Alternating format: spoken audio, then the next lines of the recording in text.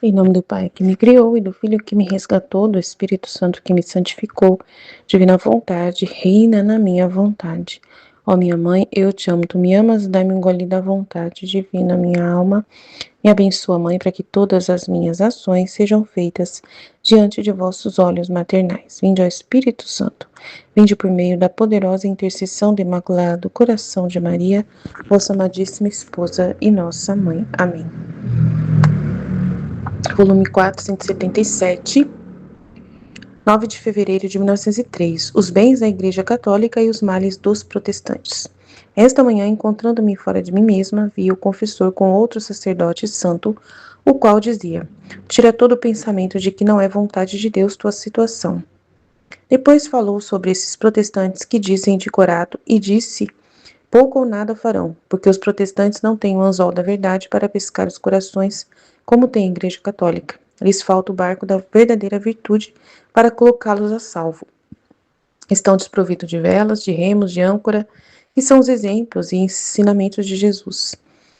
E chegam a não ter nenhum pão para tirar a fome, nem água para tirar a sede e lavar-se, como são os sacramentos. E o que é mais, falta-lhes até o mar da graça para poder ir pescar as almas. Então, faltando tudo isso, que progressos poderão fazer? E disse tantas outras coisas que eu não sei repetir bem. Depois veio meu amável Jesus e disse: minha filha, quem me ama fixa de frente com o centro divino. Mas quem se resigna e faz em tudo a vontade divina, possui em si mesmo o centro da divindade. E como relâmpago desapareceu. Pouco depois voltou, e eu lhe estava agradecendo pela criação e redenção e por tantos outros benefícios. E ele acrescentou: na criação formei o mundo material, e na redenção formei o mundo espiritual. Então Jesus aqui está, né, no caso aqui, o texto está falando sobre a vantagem dos católicos em relação aos protestantes. E aí eles acreditam que a igreja em Corato, a igreja protestante, não vai fluir muito bem, porque falta tudo, né? Falta tudo que a igreja católica tem, os protestantes não têm. Porém, mesmo faltando tudo, a gente não entende como que é hoje, mais ou menos, hoje, assim, ou um tempo atrás, tem países que só é protestante, que a igreja católica perdeu nesses países, né? Tem, tem lugares que os protestantes cresceram muito na igreja. As igrejas protestantes cresceram muito mesmo cobrando dízimos absurdos. A gente não entende como que uma igreja universal é tão milionária como ela é, né? Então, mesmo eles tendo tão pouco, como que eles conseguem pescar as almas? Eles conseguem. Mas, infelizmente, eles não têm aquilo que tem a igreja católica. Até Jesus concorda. Porque Jesus fala aqui, concordando com isso, né? Ele fala assim: quem está me olhando de frente se fixa de frente ao centro divino, mas fica olhando de fora, né? Mas quem se resigna e faz em tudo a vontade divina, que é a vontade divina, é a vontade da igreja, é a parte, é tudo que tem na igreja. A vontade divina é os sacramentos, é todo o sistema de doutrina que tem na igreja católica. Então, quem aceita a igreja católica e vive toda essa proposta de salvação, possui o centro da divindade. Né? Então, comparado a essas pessoas, né? Comparado aos protestantes, eles podem estar olhando em direção a Deus, né? Mas eles vão ficar olhando de fora.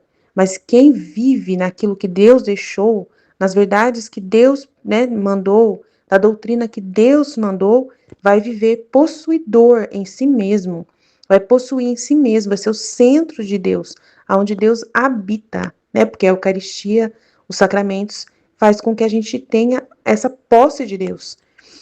E é bem diferente do que eles ficam de fora. Nós ficamos, né, sendo possuidores do centro da divindade em nós. É Deus em nós, vivendo em nós através da Eucaristia.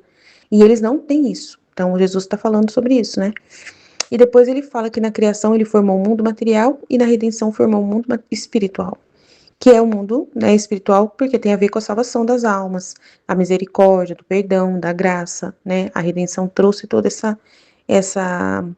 essas doutrinas, né, que são necessárias que a Igreja Católica contém, né? E no outro trecho, é 478, 22 de fevereiro de 1903, o pecado é veneno e a dor é o antídoto. Encontrando-me em meu estado habitual, por pouco tempo vi meu adorável Jesus e me disse: minha filha, o pecado ofende a Deus e fere o homem. E como foi cometido pelo homem e foi ofendido Deus, Para receber uma plena satisfação se necessita um homem e um Deus que me satisfez. Os 30 anos de minha vida mortal deram satisfação pelas 3 idades do mundo, pelos 3 diferentes estados da lei, a natural, a escrita e da graça, e pelas 3 diversas idades de cada homem, adolescência, juventude e velhice. Eu por todos dei satisfação, mereci e impetrei, e minha humanidade serve de escada para subir ao céu.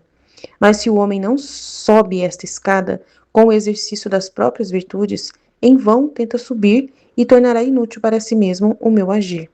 Então eu, ouvindo o nome do pecado, disse: Senhor, fala-me um pouco do porquê te agrada tanto quando uma alma se magoa de ter te ofendido.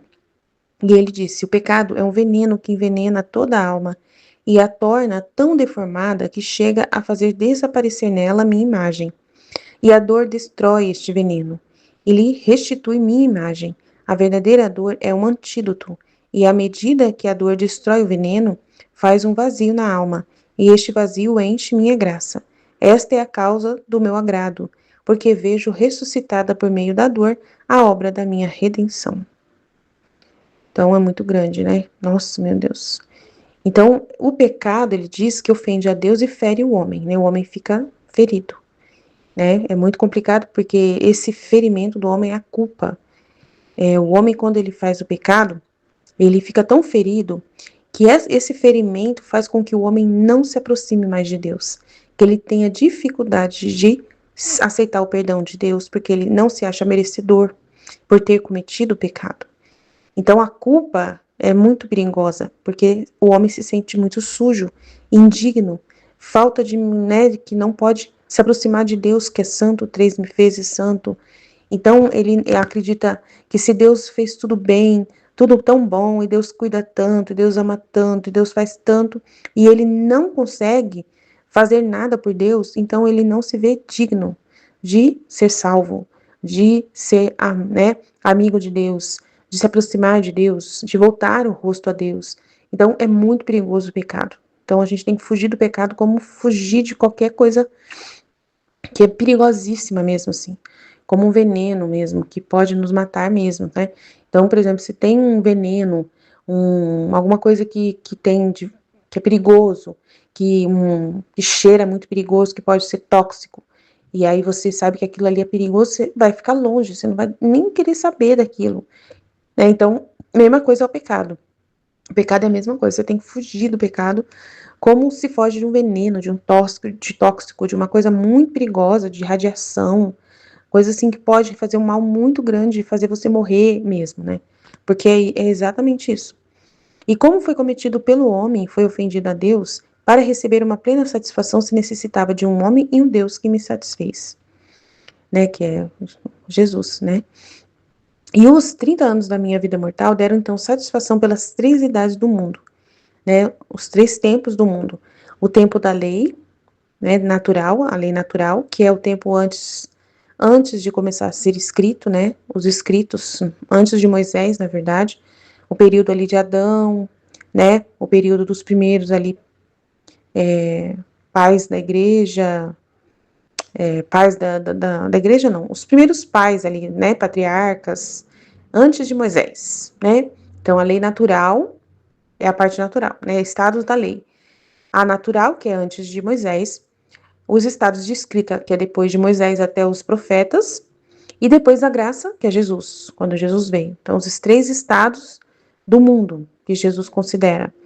Então, precisou ter a vida dele, a vida dos 30 anos dele, cobriram a satisfação dessas 3 partes do mundo, dessas 3 idades, que é antes do Moisés, depois do Moisés até os profetas, e depois de Jesus até nós, né?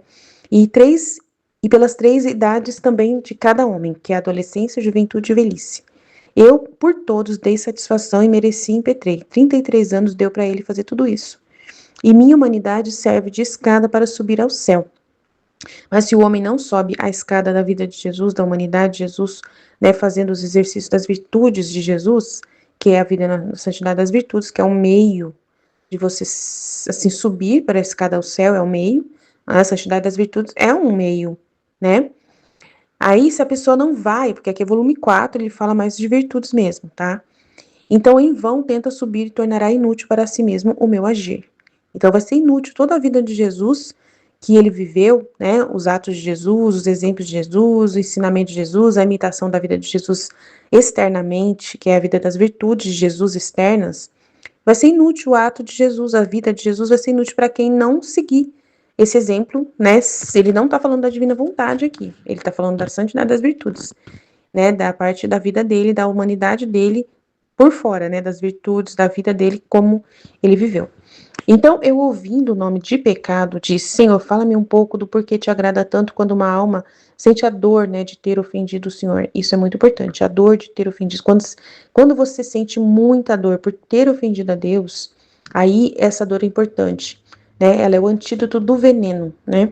Que o pecado é um veneno que envenena toda a alma, né? Deixa a alma se sentindo culpada, deixa a alma se sentindo, né, incapaz de seguir a Deus, que não merece a Deus, indigna de Deus, é muito perigoso esse sentimento da alma, que ela fica deformada, né? Esse veneno envenena tanto a alma que deixa ela deformada por causa da culpa e chega a fazer desaparecer nela a imagem de Jesus, a imagem de Deus, porque ela fica se sentindo totalmente diferente de Deus quando ela está no pecado. Ela não se sente digna de Deus e ela se sente deformada, totalmente assim, monstrenga mesmo, uma pessoa ruim, má, feia, tudo de ruim ali que o pecado fornece para ela, e ela não consegue se ver mais como filha de Deus, como digna de Deus, ela não consegue mais se ver, então deforma a imagem divina na alma.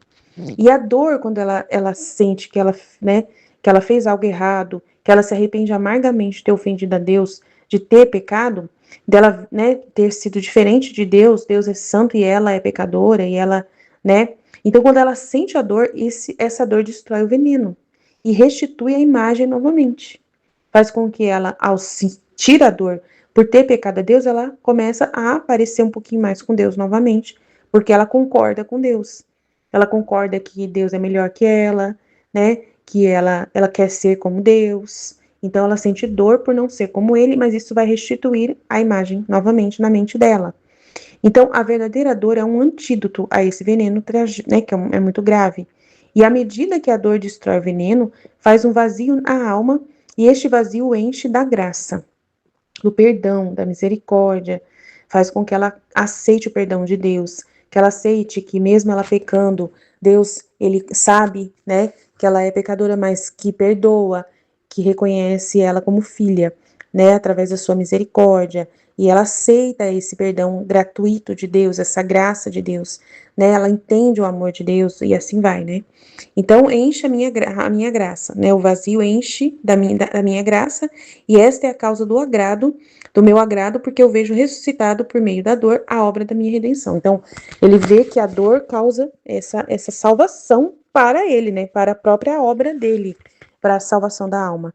Então, se a alma sente a dor, ela, né, tudo se recupera, ressuscita a obra da redenção na vida dessa pessoa. Então, é muito importante. Amém? Jesus, eu confio em vós, fit, fit, fit. Em nome do Pai que me criou, do Filho que me resgatou e do Espírito Santo que me santificou, divina vontade reina na minha vontade. Ó minha mãe, eu te amo, tu me amas, dá-me um gole da vontade divina para minha alma. Me abençoa, Mãe, para que todas as minhas ações sejam feitas diante de vossos olhos maternais. Vinde, Espírito Santo, vinde por meio da poderosa intercessão do Imaculado Coração de Maria, vossa amadíssima esposa e nossa mãe. Amém. Livro do Céu, volume 4, 177, 178. 9 de fevereiro de 1903, os bens da Igreja Católica e os males dos protestantes.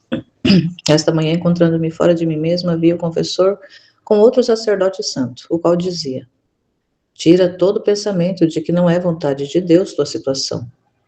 Depois falou sobre estes protestantes que dizem de corato e disse: pouco ou nada farão, porque os protestantes não têm o anzol da verdade para pescar os corações, como tem a Igreja Católica. Lhes falta o barco da verdadeira virtude para colocá-los a salvo. Estão desprovidos de velas, de remos, de âncora, que são os exemplos e ensinamentos de Jesus Cristo. E chegam a não ter nem um pão para tirar a fome, nem água para tirar a sede e lavar-se, como são os sacramentos. E o que é mais, falta-lhes até o mar da graça para poder ir pescar almas. Então, faltando tudo isso, que progressos poderão fazer? E disse tantas outras coisas que eu não sei repetir bem. Depois veio meu amável Jesus e me disse: minha filha, quem me ama fixa-se de frente ao centro divino. Mas quem se resigna e faz em tudo a vontade divina, possui em si mesmo o centro da divindade. E como relâmpago desapareceu. Pouco depois voltou, e eu lhe estava agradecendo pela criação e redenção, e por tantos outros benefícios. E ele acrescentou: não, na criação formei o mundo material, e na redenção formei o mundo espiritual. Então, essa conversa lá que ela presencia dos dois sacerdotes sobre os protestantes em Corato, e eles fazendo uma constatação de que eles não poderão fazer muito, porque eles não têm o que a igreja tem. Eles não têm o anzol da verdade, eles não têm o barco da verdadeira virtude, não têm os remos e a âncora, que são os exemplos e os ensinamentos de Jesus, embora isso eles utilizem. E não tem o pão, nós temos o pão, nós temos o alimento, nós temos o remédio. A igreja católica, embora tão ignorada, tão desprezada, a igreja como corpo místico de Cristo, a igreja como realmente a parte mística da igreja, porque nós somos a parte visível da igreja, mas tem a parte espiritual da igreja, cujo Jesus é a cabeça.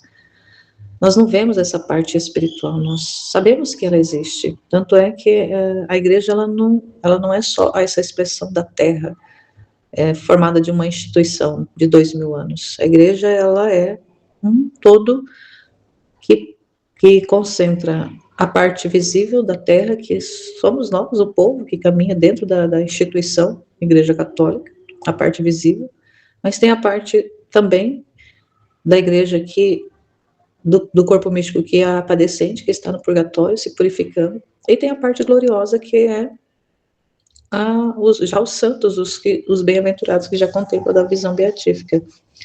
Então, tudo isso é a igreja, é uma igreja una, santa, católica e apostólica. Ela está dentro, ela é essa barca que é provida de remo, essa barca ela é provida de âncora, ela está dentro do mar, ela possui o anzol para pescar, ela possui todas as realidades necessárias, enquanto a expressão viva na terra.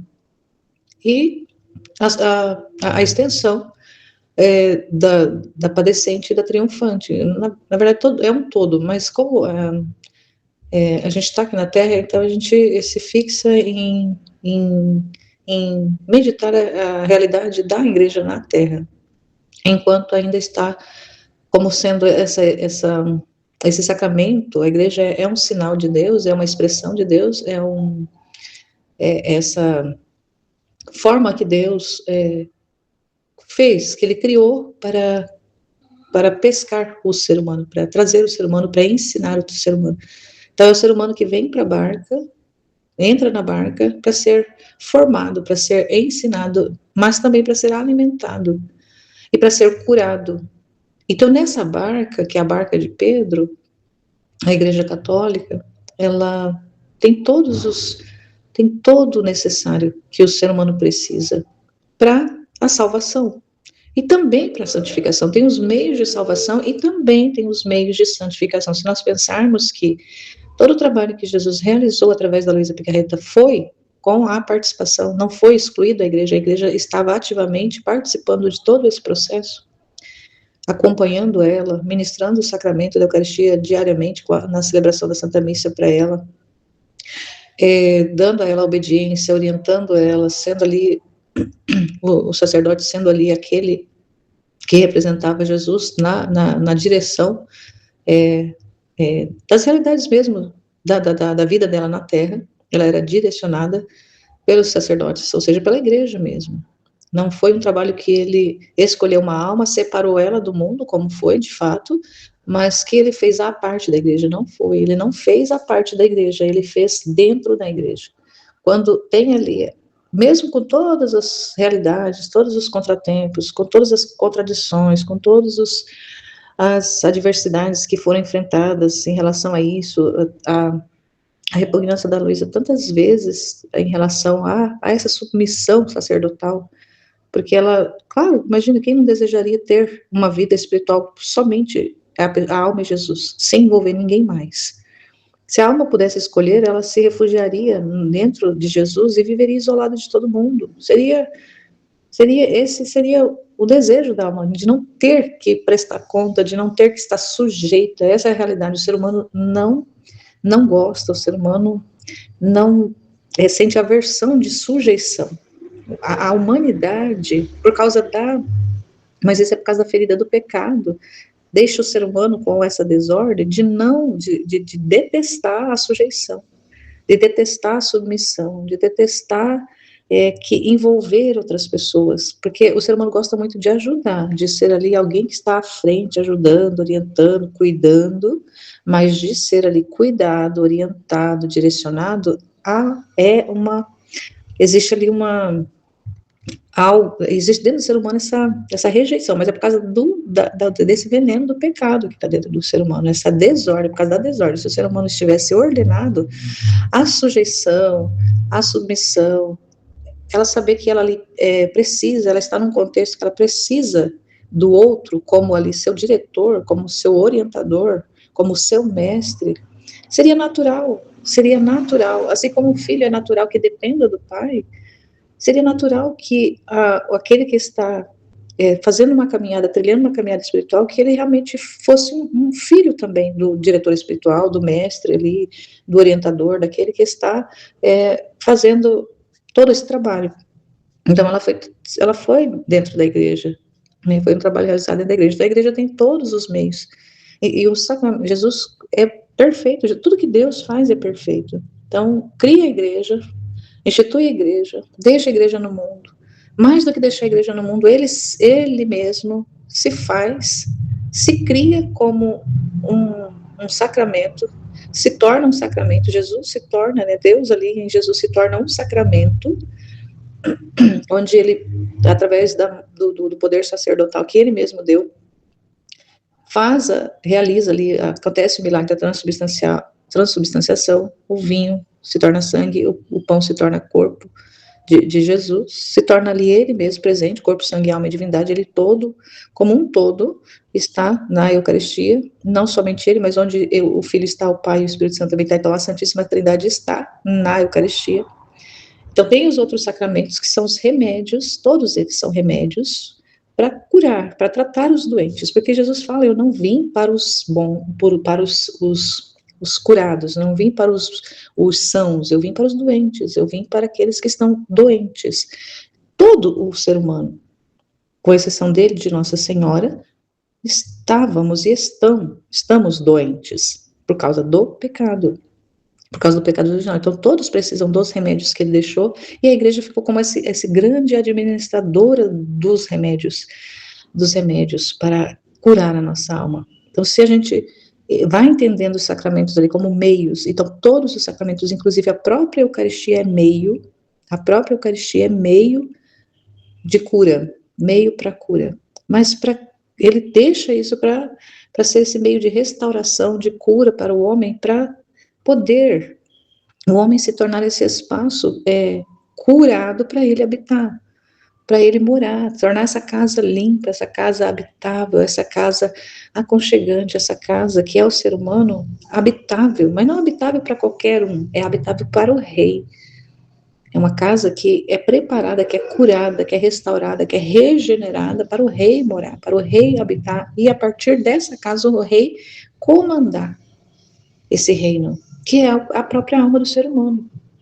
Ele vem e se instala. Primeiro ele manda, né? Então quando ele fala que manda os ministros para organizar, para preparar todo o local, para preparar tudo, então é essa preparação toda que a igreja, é esse meio, esse canal, esse meio de preparação da casa.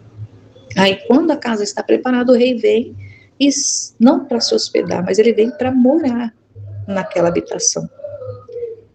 Então, naturalmente, isso já era para ter acontecido desde lá. Se o Adão não tivesse pecado, todos os seres humanos seriam essas habitações já totalmente preparadas, não precisaria, porque não seriam habitações que não teriam nenhum tipo de ferida, de rachadura, de mazela, de sujeira, porque estaria totalmente, todas essas habitações estariam íntegras e perfeitas, e cheirosas, e lindas e maravilhosas, todas aptas para o rei adentrar e morar, e reinar, governar a partir de dentro. Só que com a ruptura, todas essas casas, todas essas habitações passaram a ter os defeitos, as rachaduras, as infiltrações, tudo que a gente sabe que acontece. Então a igreja é esse grande hospital, essa grande administradora do remédio, que são os sacramentos. E o maior de todos os sacramentos, que é o próprio Jesus, que está na Eucaristia, para ir curando. E isso não tem nas outras igrejas. Nenhuma igreja protestante tem o que a igreja católica tem, porque Jesus não fundou outras igrejas, ele fundou apenas uma única igreja, que é essa barca de Pedro, ao qual nós fazemos parte. Mas nessa barca, todos os demais almas estão, por disposição divina, estão todos, mesmo os que estão fora, os que são protestantes, e até aqueles mesmos que nem são cristãos, toda a salvação está contida dentro da igreja. Toda a realidade de salvação está na igreja. E por causa dos que estão dentro da igreja e são fiéis, e não é por causa das pessoas, é por causa de Cristo, é por causa de Cristo, é por causa da cabeça, e como absolutamente todas as almas estão ligadas a Ele, com exceção daquelas que realmente estão no pecado grave, que são aqueles ramos cortados, aqueles que se desconectam do corpo. Mas mesmo aqueles que estão no pecado grave, que são esses ramos cortados, mesmo assim eles continuam ainda recebendo o influxo da vida que a divina vontade transmite a todos enquanto estiver na terra. Mesmo que a vida divina nelas esteja morta, não esteja mais ativa, mesmo assim ela ainda recebe recebe da divina vontade, que é a operadora da vida, a continuidade da existência. A pessoa ainda continua existindo, ela continua existindo humanamente aqui na Terra, mas a sua alma já está seca. Pode ser que ainda exista em muitas almas ainda um pequeno lá dentro, lá no fundo, até mesmo por causa dessa ligação com o corpo místico, pode ser que exista ainda uma sementinha, mesmo que ela esteja enterrada profundamente e ela não consiga o oxigênio necessário para germinar, ela está lá. Talvez até começando a apodrecer essa sementinha, mas pode ser que até no final da vida, essa sementinha ainda consiga, com tudo que Jesus vai fazendo, dispondo na vida das pessoas todas, pode ser que nem seja no último momento da vida, essa sementinha receba ali um raiozinho de luz do sol e um pouquinho de oxigênio, que é então essa luz do sol, que é o conhecimento, de alguma forma, chegue a algum conhecimento que ilumine, e também, por tantas vezes, o Espírito Santo soprando, pode ser que um pouquinho de oxigênio chegue até essa plantinha e ela consiga ter um pouquinho de força para começar esse processo de germinação. Isso pode acontecer, porque para Deus nada é impossível, absolutamente nada é impossível para Deus. Mesmo a pessoa estando fora da barca, ela pode receber. Mas tem aquelas almas que vão se fechar, essa sementinha vai ficar tão fechada, vai ficar tão lacrada, essa terra que envolve a sementinha, ela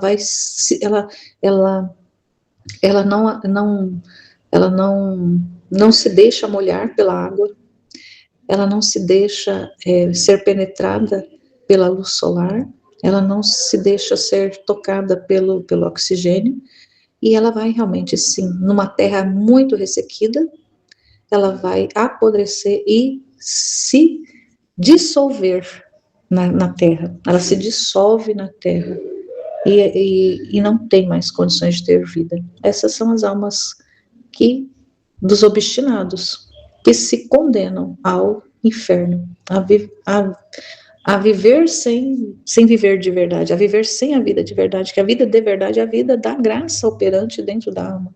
A vida que torna essa alma viva é a vida da graça de Deus na alma. Então, como até mesmo a irmã Ana Maria Fedeli falava, que é necessário essa vida, né, da graça, que na ordem existe o corpo que se submete à parte racional, que se submete ao espiritual, mas de uma forma como nós, no composto, como explica São Tomás, o composto é só corpo e alma. A alma, ela é toda a parte intelectiva e a parte espiritual, então é uma realidade só. Então, toda a parte imaterial, porque assim, ele faz essa separação entre a parte material e a parte imaterial. E o intelecto, ele é relacionado à parte imaterial. Então, o nosso pensamento, ele está relacionado ao que é imaterial. Até mesmo os sentimentos, eles são imateriais, embora os sentimentos e até mesmo o intelecto precise do veículo corpo, precisa do veículo matéria para se manifestar. Então, é interessante a gente pensar nisso. Só que o corpo, a matéria, ela está a serviço do transcendente, ela está a serviço da alma, do imaterial. Então, e o imaterial, ou seja, a alma é a que dá vida ao corpo, é a que dá a existência ao corpo, que dá vida mesmo, porque a alma é a vida, a ânima, é a que anima o corpo, que deixa que o corpo está vivo por causa da alma. Mas mesmo uma alma que ela já está morta para a graça, mesmo assim, a alma natural dela, ou seja, ela ainda tem a parte natural da alma, que é a parte do intelecto, das emoções, toda essa parte ainda está viva, por causa que o corpo está vivo. Então, enquanto o corpo está vivo, essa parte é animal, na verdade, né? Porque, como ela fala da realidade vegetativa, que nós concentramos em nós toda a parte mineral, nós concentramos dentro de nós a parte vegetativa, que é essa parte biológica mesmo, da biologia, né? Que nós necessitamos do alimento, da nutrição, nós precisamos do sol, nós precisamos de tudo isso que é necessário para a existência biológica nossa.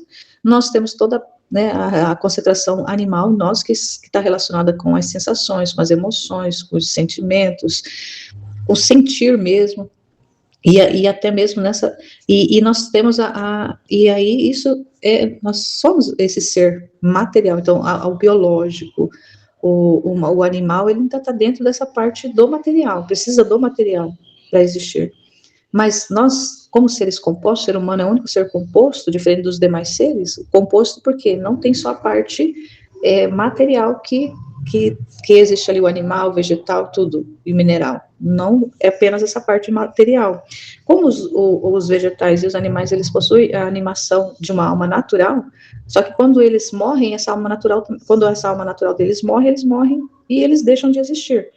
Eles não têm vida sobrenatural, ou seja, uma vida que transcende a matéria. O ser humano é esse ser criado com a parte transcendente, com a parte imaterial, que é espiritual e imortal. Então, a alma do ser humano, ele recebeu a imortalidade, que é um atributo de Deus, a imortalidade. Então, um ser que é composto dessa realidade da parte material e da parte imaterial, que é a alma, e que transcende essa parte transcendente, só que essa parte transcendente, que é a principal, que anima a vida material do homem, ela está relegada. E a igreja é necessária para que essa parte imaterial seja nutrida, seja alimentada, que é a palavra que nós ouvimos, os ensinos, a doutrina, tudo isso vai alimentando não só o nosso intelecto, mas a nossa alma. Então, toda essa realidade dos conhecimentos que a gente vai tendo, vai nutrindo o nosso intelecto e a nossa alma. Os sacramentos vão sendo esses remédios para ir nos curando e nos mantendo vivos dentro dessa barca, recebendo os ensinamentos, os conhecimentos dentro da barca, não fora dela. Então, e isso não tem nas outras igrejas, embora Deus, como Ele é para todos, Ele dá Ele dá graça também, ele comunica a graça, mas por causa da igreja, não é sem a igreja, não excetua a igreja, não é fora da igreja, é dentro da igreja, porém as pessoas não veem, não sabem que é por causa da igreja, da expressão igreja na terra, é que as que estão fora têm o benefício de receber, elas também, curas, milagres, prodígios, e às vezes uma vida de graça, que não oficialmente dentro da igreja, mas é por causa da igreja existir, por causa de Jesus ser a igreja em si, por causa disso, elas recebem isso. Mas elas em si não são nada, elas em si não têm nada para oferecer. Então, nenhuma igreja protestante em si tem algo para oferecer, não tem nada para oferecer para ninguém. Elas são totalmente desprovidas disso. É por causa da igreja que elas recebem, mas não por causa delas em si.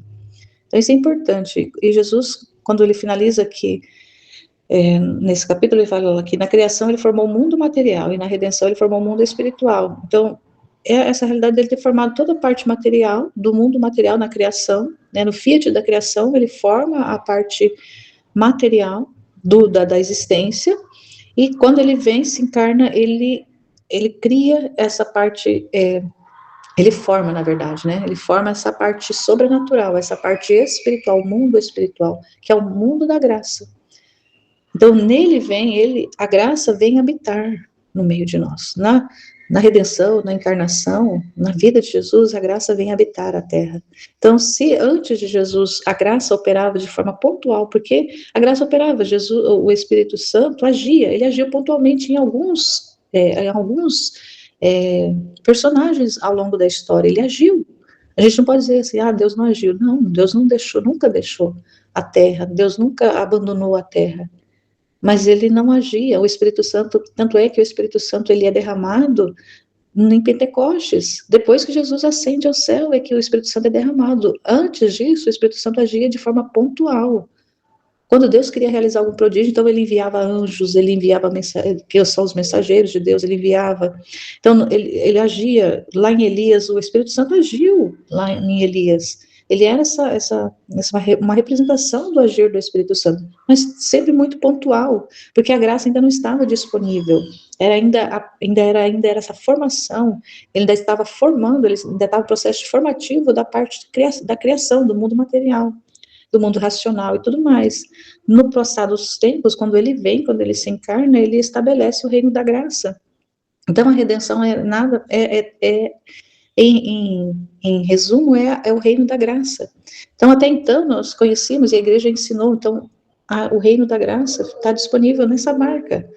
Tem tudo que é necessário dentro dessa barca, que é o reino da graça. Só que agora, ele vem trazendo depois, ele vai ensinando a Luísa depois que, além do reino da graça, ele quer o reino da vontade divina operando nas almas. Não é mais as almas viverem do reino da graça, mas viver, a partir disso, a viver o reino da vontade. É o reino da liberdade, é o reino da consciência, é o reino do amor. Esse tempo do Espírito Santo agora, que é o fiat da santificação, que está disponível agora para nós, e nós acessamos através do conhecimento. Então, quanto mais a gente conhece, mais a gente toma posse. Ele fala no livro do céu, quanto mais a gente conhece, mais a gente toma posse. É esse conhecimento, ou seja, acessa a luz. Acessa a luz. Deus habita em luz inacessível. Deus muitas vezes, ele faz a comparação da vontade dele como o sol, mas é uma analogia, porque o sol, ele dá vida a todos independente, ele está o tempo todo brilhando, ele está o tempo todo aquecendo, ele está o tempo todo iluminando, independente de qualquer circunstância, de qualquer coisa que aconteça, o sol está lá, imutável. O sol é criatura, mas ele representa analogamente a vontade de Deus, porque ela está ali, disponível, dando vida para todos. O sol, ele fala, né, na palavra que o sol vem sobre os bons e os maus. A chuva também, quando ela cai sobre os bons e os maus. Então, Deus está dando vida para os bons e para os maus. Só que tem essa realidade do reino da vontade de Deus dentro da alma, que é o que ele está trabalhando esse tempo para acontecer. Então, a santificação é o que? É o reino da vontade na alma, não mais o reino da graça. Então, o reino da graça é a redenção. O reino da vontade divina é a santificação, porque aí o homem realmente se torna aquilo para o qual ele foi criado para ser. Então ele encontra o propósito da sua existência, de ser esse reino onde o rei entra e habita e passa a operar a partir dessa alma. Então, muito interessante, Jesus amado. No outro trecho, o pecado é veneno e a dor é um antídoto. Encontrando-me em meu habitual estado, por pouco tempo vi meu adorável Jesus e me disse: Minha filha, o pecado ofende a Deus e fere o homem. E como foi cometido pelo homem e foi ofendido Deus, para receber uma plena satisfação se necessitava um homem e um Deus que satisfazesse, que o satisfazesse. E os 30 anos de minha vida mortal deram satisfação pelas 3 idades do mundo, pelos 3 diferentes estados da lei, a natural, a escrita e a da graça, e pelas 3 diversas idades de cada homem, a adolescência, a juventude e a velhice. Aqui a gente pode até entender que é a infância, porque acho que tem algum dos trechos que ele fala que é a infância, a juventude e a velhice, porque a adolescência e a juventude está, então aqui eu creio que seja um erro de tradução, porque a juventude e a adolescência está tudo muito ligado. Então seria a infância, a juventude e a velhice. E por todos dei satisfação, mereci e impetrei, e minha humanidade serve de escada para subir ao céu. Mas se o homem não sobe esta escada com o exercício das próprias virtudes, em vão tenta subir e tornará inútil para si mesmo o meu agir. Então eu, ouvindo o nome do pecado, disse: Senhor, fala-me um pouco do porquê te agrada tanto quando uma alma se magoa de ter te ofendido. E ele: o pecado é um veneno que envenena toda a alma e a torna tão deformada que chega a fazer desaparecer nela minha imagem, e a dor destrói este veneno, ele restitui minha imagem.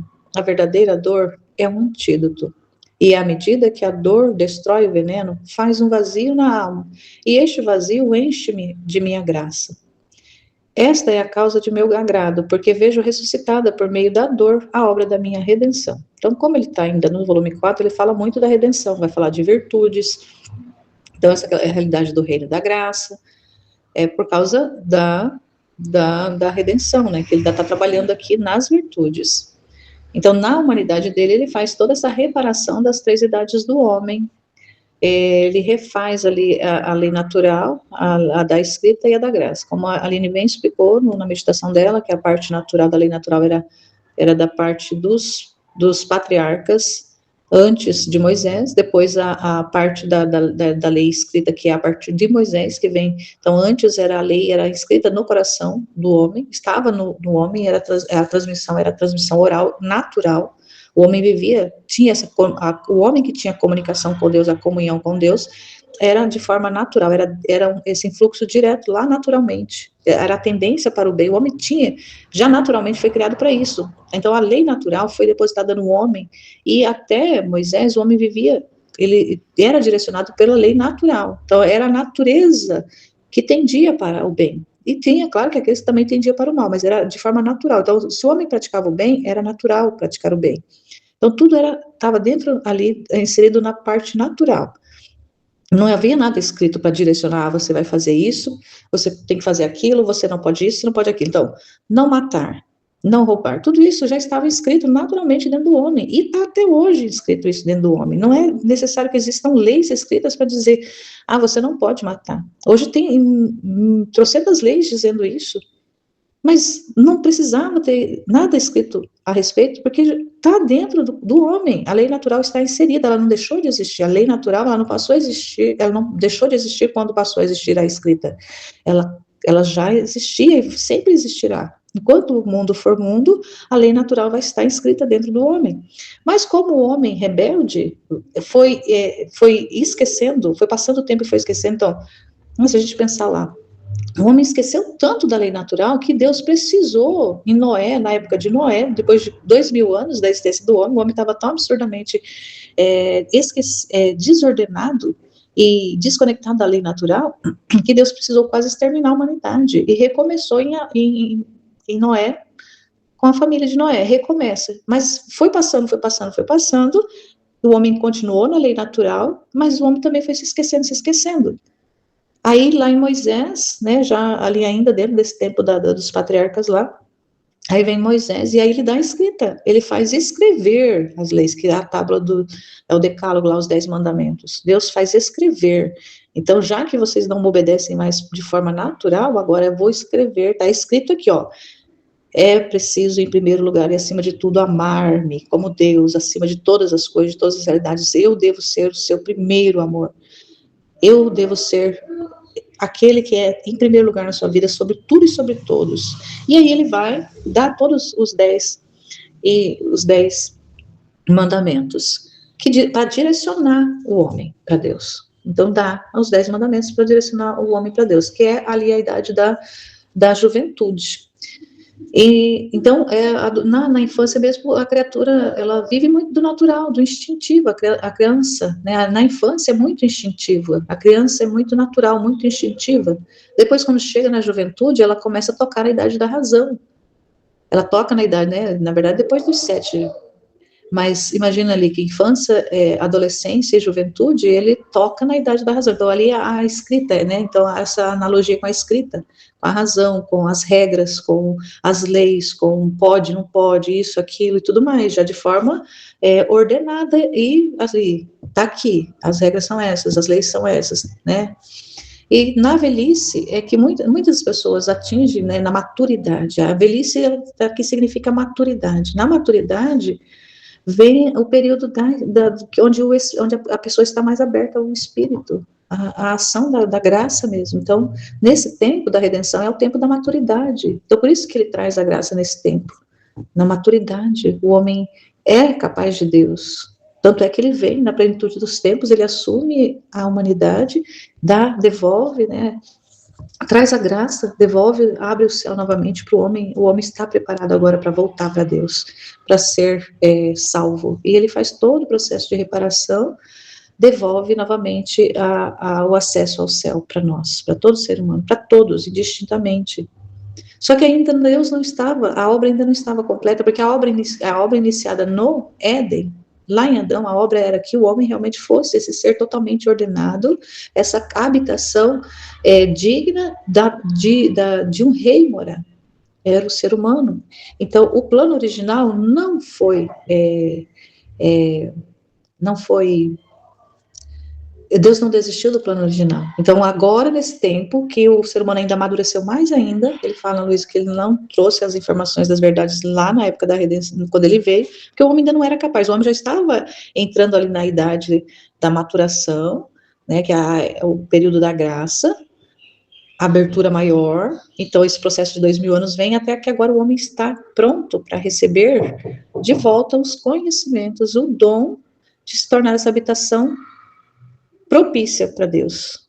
Essa habitação é digna, né? Não porque o homem é digno em si, mas por causa que Deus, sendo esse rei que habita essa casa homem, dá dignidade a essa casa. Então, o homem recebe a dignidade de ser habitação de Deus, casa de Deus. Então, a nossa dignidade de gente, a nossa dignidade de ser humano, ela está diretamente vinculada a sermos aquilo para o qual nós fomos feitos. E nós fomos feitos para ser casa de Deus, reino onde Deus governa, onde Deus habita e Deus existe. Deus existe ali dentro do ser humano. Claro que Deus existe fora de nós, não é isso o caso. Mas Ele quer existir também dentro de nós e a partir de dentro de nós. Então, nesse tempo, nós estamos prontos para isso. Nós estamos prontos e cada vez mais. Mas tudo o que aconteceu até então, tudo isso foi necessário, tudo isso foi importante. E ainda é importante, tudo isso ainda é importante, porque nós ainda estamos no processo. Mas tudo o que aconteceu até então foram meios para chegar ao objetivo final, para chegar ao objetivo ápice, que foi de Deus fazer o homem totalmente ordenado, totalmente correspondente ao propósito de existir, que é ser casa, habitação de Deus, reinado, reino, cada alma é um reino para Deus, cada alma é um reino, cada alma é um reino, então é isso, todo o trabalho dele é para isso. Amém, Fiat?